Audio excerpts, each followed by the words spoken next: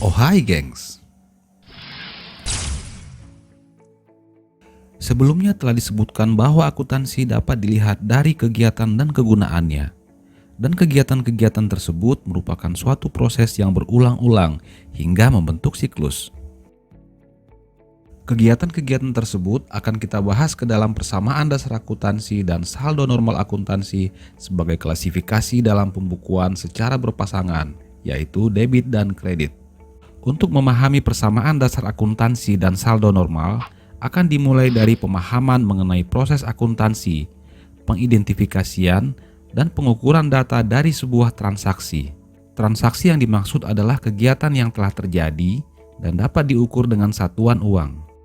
Misalnya menerima sejumlah uang dari penjualan tunai, membeli barang, membayar gaji karyawan, dan lain-lain. Atau transaksi yang terjadi dalam bentuk hutang dan piutang. Misalnya membeli barang secara kredit atau menjual barang dengan kredit. Data yang telah diidentifikasi ini kemudian diukur dengan uang. Jadi, yang dapat diklasifikasikan sebagai transaksi akuntansi adalah transaksi atau kejadian yang dapat diukur dengan satuan uang. Kejadian yang tidak dapat diukur dengan satuan uang tentunya tidak dapat diproses lebih lanjut dalam akuntansi. Contohnya adalah rencana ingin membeli barang atau pengangkatan pegawai. Kemudian pemrosesan dan pelaporan data yang terdiri dari kegiatan pencatatan, penggolongan, dan pengikhtisaran laporan akuntansi, analisa, dan interpretasi. Pencatatan transaksi dilakukan dengan cara mengumpulkan data secara kronologis dan menganalisa transaksi keuangan tersebut dengan langkah-langkah sebagai berikut. Tahap pertama adalah mengumpulkan bukti transaksi seperti struk, faktur, kwitansi, cek atau giro. Kemudian teliti dan cek keasliannya. Lihat tanggal transaksi, nominal, stempel, dan tanda tangan. Lalu identifikasi setiap transaksi tersebut. Setelah melakukan identifikasi, maka tahap selanjutnya adalah mencatat semua transaksi ke dalam jurnal keuangan. Dalam proses pencatatan ke dalam jurnal, setiap transaksi dicatat ke dalam akun menjadi dua bagian, yaitu debit dan kredit.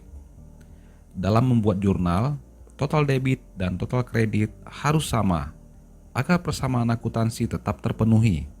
Posisi debit dan kredit akan menjadi dasar dalam laporan akuntansi untuk mengetahui antara aset, kewajiban, modal, pendapatan, dan biaya. Jadi, sebelum melanjutkan penjurnalan, terlebih dahulu kita harus pahami tentang aturan debit dan kredit berdasarkan klasifikasinya di tiap-tiap akun yang merupakan media untuk mencatat transaksi keuangan. Dan pada setiap akun memiliki aturan yang dinamakan saldo normal, yaitu debit dan kredit, yang akan digunakan sebagai dasar dalam penyusunan laporan keuangan yang menjadi ketetapan dalam ilmu akuntansi. Akun dikelompokkan menjadi 5 akun utama sebagai dasar dalam penyusunan laporan keuangan, yaitu akun harta, kewajiban, modal, pendapatan, dan akun beban. Dengan memahami saldo normal akun, Anda bisa lebih mudah dalam membuat rincian dan menganalisa laporan keuangan. Namun sebelum membuatnya, terlebih dahulu Anda tentu harus paham dan mampu menerapkan persamaan dasar akuntansi. Persamaan dasar akuntansi adalah perhitungan yang menggambarkan antara harta atau kekayaan yang dimiliki adalah setara dengan hutang dan modal yang dimiliki. Jadi rumusnya adalah harta atau aktiva adalah sama dengan hutang plus modal, atau aset sama dengan kewajiban plus ekuitas. Nah, dari formula ini terlihat bahwa aset setara dengan kewajiban dan ekuitas pemilik. Hal ini sebab harta yang diperoleh bersumber dari hutang atau ekuitas. Jadi, kewajiban serta ekuitas merupakan sumber dana yang diperoleh untuk membeli aset-aset tersebut, seperti membeli mobil, atau membeli tanah atau komputer, yang tentunya sumber dananya berasal dari hutang atau modal sendiri yang dimiliki. Lalu bagaimana dengan pendapatan dan juga biaya-biaya yang dikeluarkannya? Maka persamaannya akan menjadi seperti ini. Aset sama dengan hutang plus modal plus pendapatan min beban.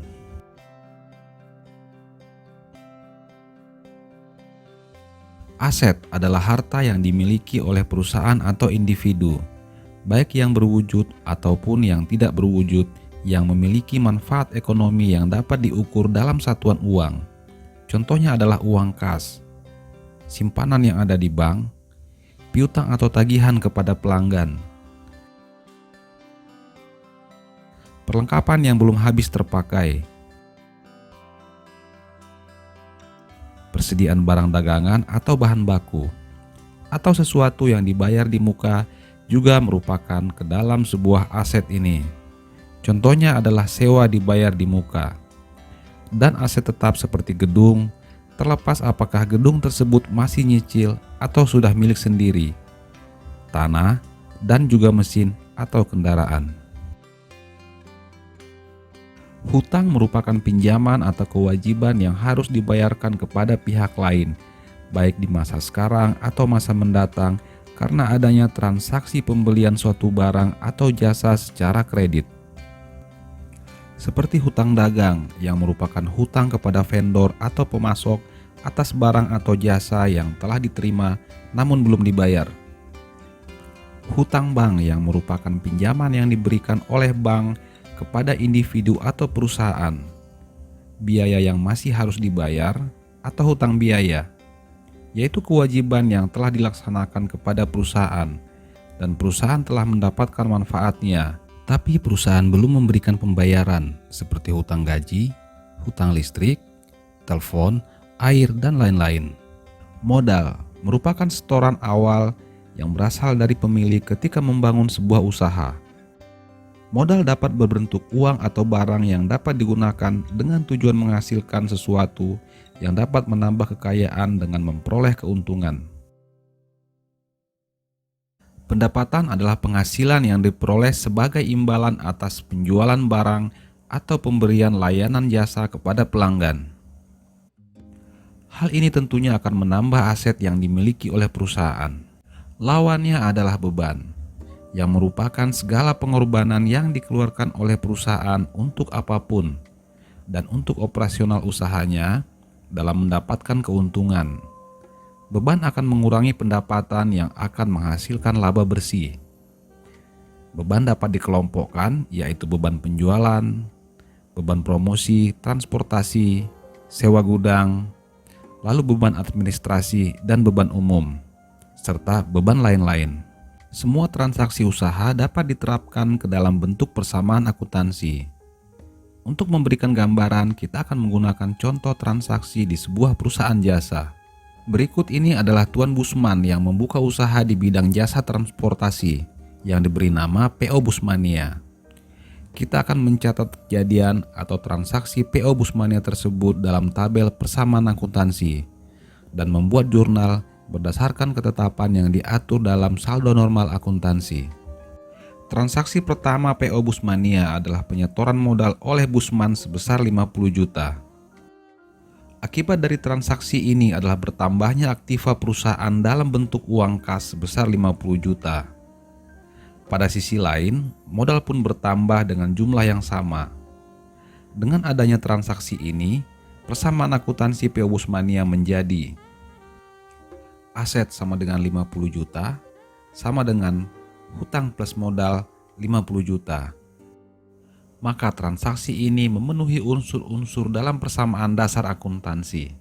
Harap dicatat bahwa persamaan tersebut hanya bersangkutan dengan perusahaan, yaitu PO Busmania. Harta pribadi Busman seperti rumah, tabungan di bank, motor, mobil, serta hutang-hutang pribadinya tidak dicatat dalam perusahaan. Hal ini karena perusahaan merupakan suatu kesatuan ekonomi yang terpisah dari pihak lain yang berkepentingan dengan sumber perusahaan. Artinya keuangan perusahaan terpisah dari pemilik, sehingga perusahaan dianggap sebagai suatu kesatuan usaha. Sekarang kita buat jurnalnya. Untuk dapat membuat jurnal, maka dibutuhkan pemahaman mengenai saldo normal dalam akuntansi. sebagai pengelompokan akun, sebagai aturan pencatatan bagaimana posisi debit dan bagaimana posisi kredit. Berdasarkan pencatatan pada persamaan dasar akuntansi dalam transaksi awal PO Busmania, aset sama dengan hutang plus modal. Dalam saldo normal akuntansi, aset saldo normalnya debit, hutang dan modal saldo normalnya kredit. Agar lebih memudahkan, mungkin agak sedikit menghafal. Begini, semua yang ada di depan sama dengan adalah debit, dan semua yang ada di belakang sama dengan adalah kredit. Mari kita lihat pada tabel pengelompokan akun. Perlu diingat, jika disebutkan saldo normal, itu artinya adalah penambahan.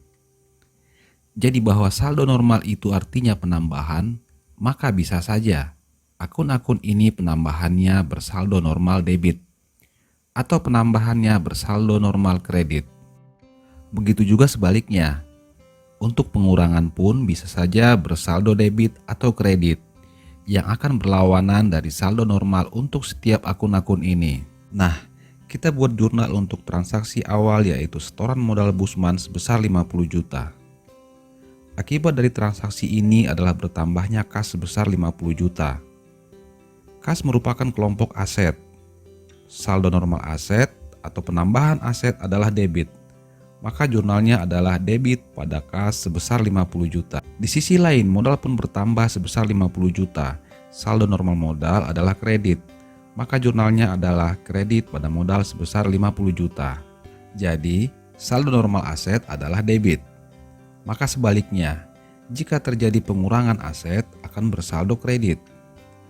Dan saldo normal modal adalah kredit. Maka sebaliknya, jika terjadi pengurangan modal akan bersaldo debit. Kita lanjut pada transaksi berikutnya. Transaksi kedua PO Busmania meminjam uang kepada bank sebesar 60 juta. Akibat dari transaksi di atas adalah uang kas bertambah 60 juta, sehingga menjadi 110 juta. Dan di sisi lain menimbulkan hutang bank sebesar 60 juta. Masih memenuhi persamaan dasar akuntansi? Aset sama dengan 110 juta sama dengan hutang plus modal 110 juta. Masih ya?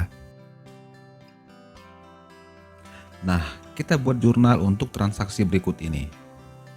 Akibat dari transaksi ini adalah bertambahnya kas sebesar 60 juta yang diperoleh dari pinjaman bank.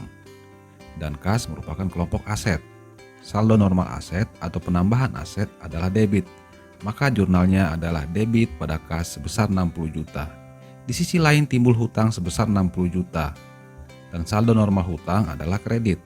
Maka jurnalnya adalah kredit pada hutang sebesar 60 juta. Jadi, saldo normal hutang adalah kredit.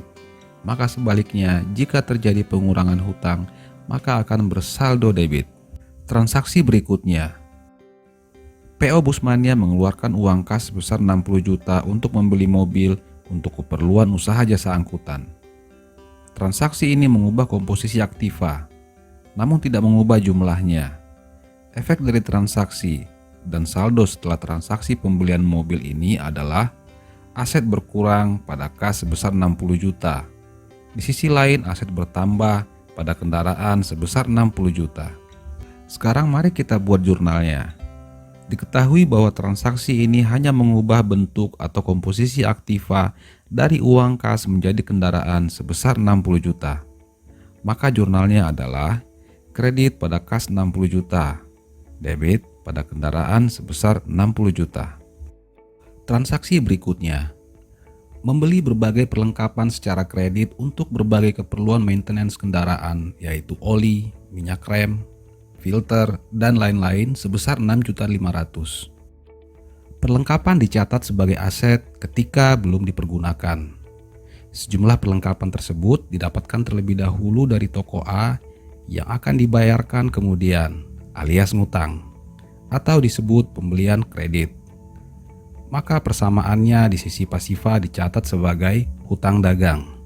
Ketika terjadi pengurangan persediaan karena adanya pemakaian, maka diperlukan penyesuaian pencatatan pada saldo perlengkapan tersebut.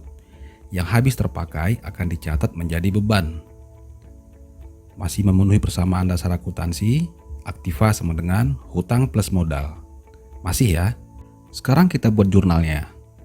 Diketahui bahwa perlengkapan dicatat sebagai aset ketika belum digunakan. Akibat dari transaksi ini adalah penambahan perlengkapan yang merupakan kelompok aset. Dan saldo normal aset adalah debit. Maka jurnalnya adalah di sisi debit pada perlengkapan sebesar 6.500.000 dan di sisi kredit pada hutang sebesar 6.500.000. Transaksi berikutnya, PO Busmania memperoleh pendapatan jasa angkut sebesar 27 juta yang diterima secara tunai selama bulan pertama. Transaksi ini mempengaruhi penambahan aset perusahaan berupa kas sebesar 27 juta yang akan mempengaruhi bertambahnya pendapatan dengan jumlah yang sama. Pendapatan dianggap sebagai penambahan atas modal, maka dicatat pada penambahan modal di sisi pasifa. Sampai sejauh ini pencatatan masih memenuhi unsur persamaan dasar akuntansi. Total aset sama dengan 143.500.000 sama dengan hutang plus modal 143.500.000 rupiah. Kita buat jurnalnya. Penjualan secara tunai 27 juta akan menambah kas yang merupakan kelompok aset. Aset bertambah, saldo normalnya debit. Maka jurnalnya debit pada kas sebesar 27 juta. Dan pada sisi kredit, pendapatan juga bertambah. Saldo normal pendapatan adalah kredit. Maka jurnalnya adalah kredit pada pendapatan sebesar 27 juta. Hal ini karena ketika memperoleh laba dari hasil penjualan barang maupun jasa, maka laba tersebut tentu akan mengalami penambahan pada aset seperti kas, bank, atau piutang yang akan dicatat di sebelah kiri atau debit. Lanjut ke transaksi berikutnya. Selama bulan itu biaya-biaya yang menjadi beban dan dibayarkan oleh PO Busmania adalah sebagai berikut. Gaji supir 5 juta, gaji kenek 3 juta, dan biaya lain-lain atau biaya serba-serbi sebesar 6 juta. Total 14 juta. Akibat dari transaksi ini adalah pengeluaran kas sebesar 14 juta yang berpengaruh terhadap pengurangan aset. Di sisi lain, biaya-biaya juga merupakan pengurangan atas pendapatan. Maka dengan demikian akan mengurangi modal. Dengan demikian persamaan akuntansi menjadi aset 129.500.000 sama dengan hutang plus modal 129.500.000, masih memenuhi unsur persamaan akuntansi. Sekarang kita lanjut buat jurnalnya. Diketahui bahwa biaya-biaya yang terjadi merupakan pengeluaran kas yang mempengaruhi pengurangan pada aset. Aset berkurang, saldonya kredit. Maka kredit pada kas sebesar 14 juta, pada sisi debit kita akan catat sebagai beban gaji 8 juta. Beban lain-lain 6 juta. Hal ini karena biaya merupakan kelompok beban yang bersaldo normal debit. Sebaliknya, beban berkurang bersaldo kredit. Transaksi berikutnya. Pada akhir bulan nilai perlengkapan yang masih tersisa adalah 2.500.000.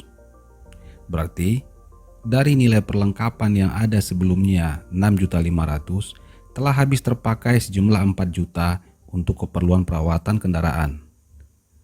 Akibat dari kondisi ini, maka nilai perlengkapan berkurang 4 juta menjadi 2.500.000. Di sisi lain, perlengkapan yang telah habis terpakai senilai 4 juta tersebut dicatat sebagai beban. Masih memenuhi persamaan dasar akuntansi? Aktiva 125.500.000 sama dengan hutang plus modal 125.500.000. Kita lanjut buat jurnalnya. Perlengkapan yang habis terpakai akan mengurangi aset dan akan dicatat sebagai beban sejumlah yang terpakai atau yang berkurang. Saldo normal beban adalah debit. Maka debit pada biaya maintenance kendaraan sebesar 4 juta. Di sisi lain, perlengkapan yang telah habis terpakai tersebut akan mengurangi nilai perlengkapan yang ada dan merupakan kelompok aset. Aset berkurang bersaldo kredit. Maka kredit pada perlengkapan sebesar 4 juta. Transaksi berikutnya, PO Busmania mengangsur pinjaman kepada bank sebesar 2.500.000. Mengangsur pinjaman merupakan kegiatan yang mengeluarkan uang, sehingga kas berkurang sebesar 2.500.000.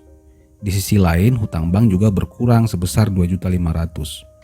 Persamaan akuntansi menjadi aset 123 juta sama dengan hutang plus modal 123 juta.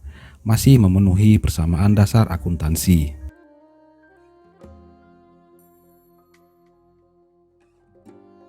Kita buat jurnalnya. Kas merupakan kelompok aset. Aset berkurang, saldonya kredit. Maka dikredit sama dengan kas sebesar 2.500.000. Di sisi lain, mengangsur pinjaman akan mengurangi hutang. Hutang berkurang bersaldo debit. Maka debitnya adalah hutang sebesar 2.500.000. Kita lanjut pada transaksi berikutnya. Masih membayar hutang, selama bulan itu hutang kepada supplier toko A dibayarkan sebesar 3 juta. Transaksi ini juga mengakibatkan uang kas berkurang sebesar 3 juta. Dan hutang dagang juga berkurang sejumlah 3 juta.